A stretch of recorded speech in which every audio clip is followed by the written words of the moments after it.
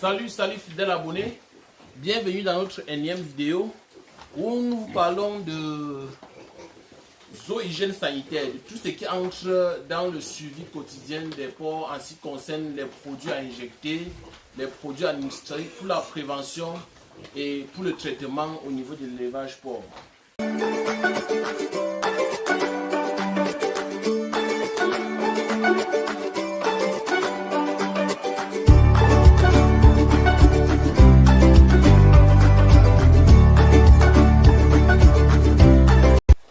Intéressé par cette thématique et si tu veux être dans cette belle aventure avec nous, il faut activer la cloche de notification. Tu t'abonnes parce que durant toute cette vidéo, je vais te montrer tous les produits nécessaires, non seulement pour prévenir la maladie au niveau de l'élevage porc et aussi pour traiter en cas d'attaque en ce qui concerne l'élevage porc. Parce que beaucoup veulent se lancer dans l'élevage porc et ils n'ont pas la maîtrise nécessaire en ce qui concerne le traitement, quel est le produit qu'il faut utiliser, à quel pourcentage doit-on l'injecter, à quel âge, à quel état physiologique, est-ce que c'est nécessaire d'injecter tel produit à tel moment, à tel état du porc. Est-ce que pour un porc en gestation ou en lactation ou en croissance, ou on verra, est-ce qu'il faut nécessairement injecter ce produit pour prévenir ou pour traiter l'animal. Donc, le camarade va d'abord vous montrer un peu ce que nous faisons ici. Il va d'abord vous montrer la ferme.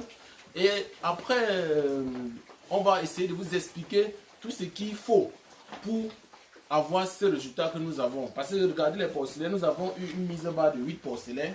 Et tous les 8 porcelets sont en croissance. Après sévrage, vous voyez que la croissance est là. C'est aussi grâce à l'alimentation, c'est aussi grâce au suivi quotidien, c'est aussi grâce à l'injection des produits qui sont impératifs. Je vais vous montrer ce premier produit.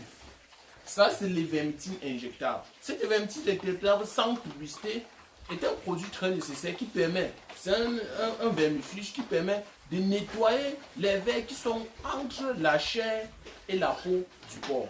Donc, ce produit est souvent injecté chez les porcelets après sévrage, un mois après sévrage. J'ai utilisé ce produit après une visite de mon vétérinaire. J'ai eu l'attaque, j'avais près de 8 porcelets ici qui étaient malades. J'ai eu l'attaque, il m'a prescrit ce produit. J'ai injecté et depuis que je préviens mes animaux avec, je n'ai pas de soucis. Ça, c'est le premier. Et je vais un peu ouvrir pour que vous voyez. Parce qu'il faut que vous compreniez la nécessité. Voici ça. On appelle ça les vermictines injectables, sans publicité. Il y en a d'autres produits qui peuvent nous permettre de jouer le même rôle. Mais pour le moment, ce que j'utilise, c'est ça. Après cela, il y a ce qu'on appelle le fer plus 10%. Ça. Ce fer plus 10% est un produit que moi je dis toujours que ce fer est impératif en élevage du porc. Parce que ça nous permet de contrôler ce qu'on appelle la crise de 3 semaines. Beaucoup ont des porcelets comme ce que vous êtes en train de voir, à la mise bas, et ils ne parviennent pas à sévrer ces porcelets parce que ce produit nous permet, à partir de 21 jours, d'injecter à la 3e journée et à la 21e journée avant le sévrage. Parce qu'à partir de la 21e journée, le taux de lait commence à baisser. Maintenant, pour renforcer ce taux de lait, il faut injecter ce vermifuge ici au porcelet pour qu'avant même le sévrage, ils ont une forme qui va leur permettre de résister au stress après sévrage. Parce qu'il faut noter quand même que le sévrage, quand on sèvre les porcelets à la mère principale, c'est déjà un stress parce que le lait que ces porcelets consomment, ils ne peuvent plus consommer davantage. Le troisième produit que je vais te montrer, c'est ces vitamines. J'ai oublié.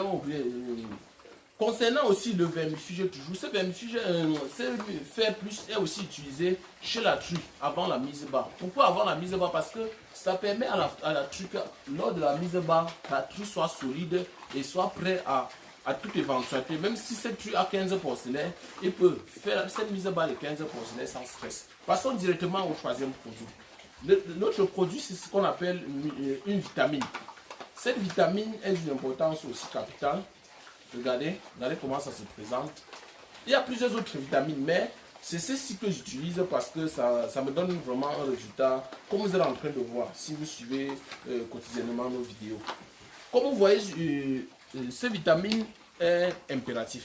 Impératif pourquoi? Parce que à une phase de croissance, parfois l'aliment que nous utilisons n'a pas toutes les substances nécessaires pour permettre une croissance optimale, pour avoir une production souhaitée. C'est pour ça qu'à un certain moment de la croissance chez le porc, on injecte ces vitamines. De même, on injecte aussi ces vitamines chez la truie, pour permettre à la truie qui est en gestation, c'est-à-dire qui a des petits porcelets dans le ventre, d'avoir des éléments nutritifs nécessaires pour essayer de subvenir non seulement à ses besoins, mais aussi aux besoins des porcelets qui sont dans le ventre. Donc le dernier produit que je vais te montrer, c'est vraiment le nœud en ce qui concerne l'élevage porcin. C'est ce produit-ci.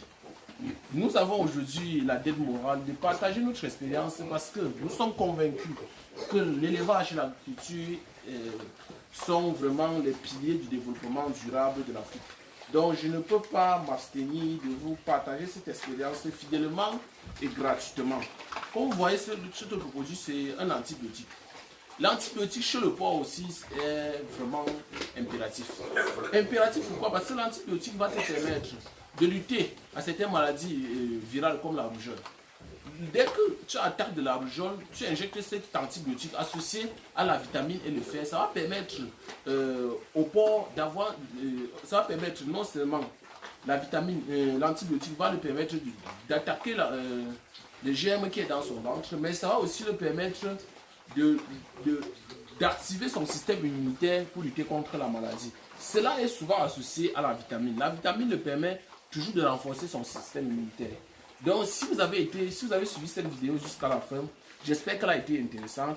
Si vous voulez toujours avoir les conseils gratuitement, toujours être au parfum de nos vidéos, si vous voulez avoir toute la maquette nécessaire pour arriver à ce type d'élevage, pour arriver à ce type de production, il faut seulement activer la cloche de notification. Tu t'abonnes pour ne plus rater nos vidéos. J'espère qu'elle a été intéressante. Si elle a été intéressante, il faut seulement me mettre un pouce bleu.